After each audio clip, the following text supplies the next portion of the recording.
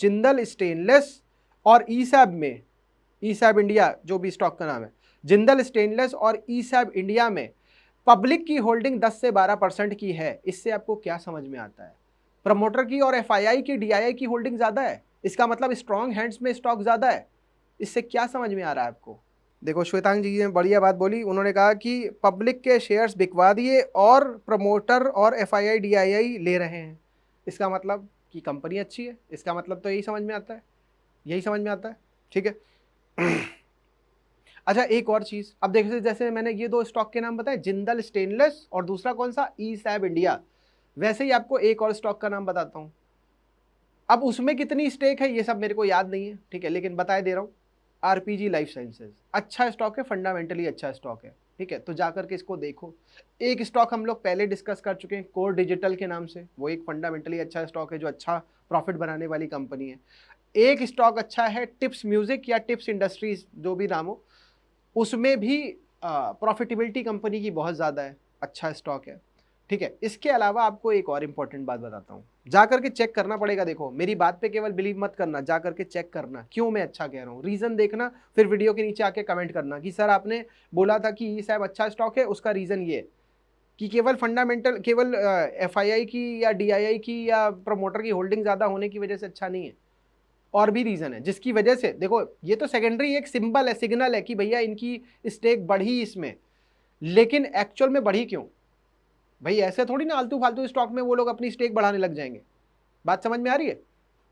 Stock में कुछ दम है, कुछ वो प्रॉफिट ज्यादा बना रहा है, जो दिख रहा है लोगों को कि हाँ भैया ये हमको आगे रिवॉर्ड करेगा। और आप ये तो हम समझते हैं यार कि हम रिटेलर्स हैं, हमको तो हमारा तो काटा जाता है, और एफ आई डी आई आई ज्यादा बड़ी इंफॉर्मेशन के साथ बैठे हैं, प्रमोटर ज्यादा बड़ी, पूरी कंपनी को तो प्रमोटर ही चला रहा है, तो उसे ज्यादा पता है कि भैया मेरी कंपनी ग्रो करेगी, लाओ स्टॉक उठा लो अपना मार्केट से।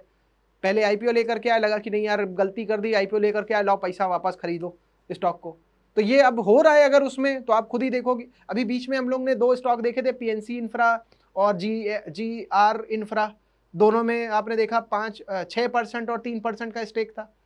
मतलब कि आप सोचो कि प्रमोटर ने ऐसे मुट्ठी में करके रखा हुआ स्टॉक, बल्कि उल्टा बाय कर लिया। मतलब उन कंपनीज में ज्यादा है पोटेंशियल आगे बढ़ने का। स्टॉक में पब्लिक की होल्डिंग कम है, इसका मतलब ये कि देखो पब्लिक को बनाना बड़ा आसान होता है, पब्लिक सीधी होती है, पब्लिक के पास इंफॉर्मेशन होती नहीं है, तो पब्लिक को बता दिया ये स्टॉक बेकार है, बेचो, और बेचा पब्लिक ने, उधर प्रमोटर ने खरीद लिया या एफआईआई ने खरीदा या जिसने भी। एफआईआई तो ऐसा है कि यार वो तो जबरदस्ती जाकर के एग्रेसिवली बाय कर लेता है। तो अब पॉइंट क्या निकल के आया?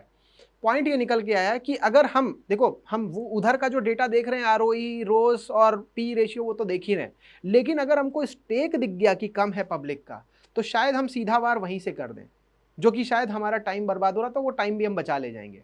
जो मान लो कि कोई स्टॉक ओवर वैल्यूड है, ठीक है, अब प्रमोटर जाकर के उसको बेचने थोड़ी ना लग जाएगा, उसकी तो स्टेक जो उसमें है वो है, और जो स्टॉक को उसको करेक्शन करना है, मान लो रिजल्ट खराब आए तो वो तो करेक्शन होएगा ही उसमें। इतना अगर इस तरीके से सोच करके कभी स्टॉक में इन्वेस्ट करोगे ना, तो आपको वो नुकसान ही देने वाला है। क्योंकि आपने सोचा क्या, आपने ये सोचा अच्छा प्रमोटर का होल्डिंग 80% है, तो मैं जाकर के इसमें चला जाता हूँ, ले लेता हूँ और मेरे को प्रॉफिट हो जाएगा।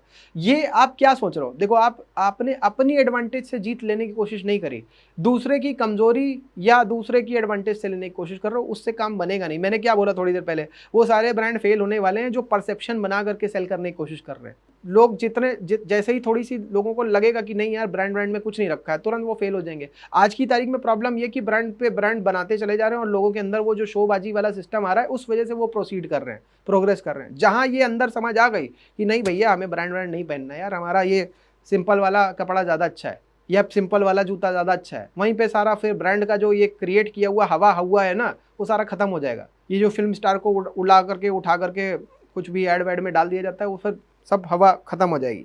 श्वेतांग जी कह रहे हैं मोतीलाल ओसवाल और टिप्स म्यूजिक में सबसे ज्यादा प्रॉफिट है। मैं सच बात बताऊं तो टिप्स म्यूजिक में सबसे ज्यादा है, क्योंकि हमने 40% के ऊपर की प्रॉफिटेबिलिटी देख ली, मोतीलाल में तो 30% ही है। तो अब अगर मेरे को चूज करना होगा स्टॉकों को, जब मेरे को इन्वेस्ट करने का टाइम आएगा, या कोई साइकिल उसमें होगी, या मेरे को कोई एनालिसिस करना होगा, तो मैं इन स्टॉकों में ज्यादा एफर्ट लगाऊंगा, रेदर देन की जो बेकार स्टॉक्स हैं जिनमें ज्यादा कुछ मिलना नहीं है, तो मैं उनमें क्यों टाइम लगाऊं, मैं इनमें लगाऊंगा।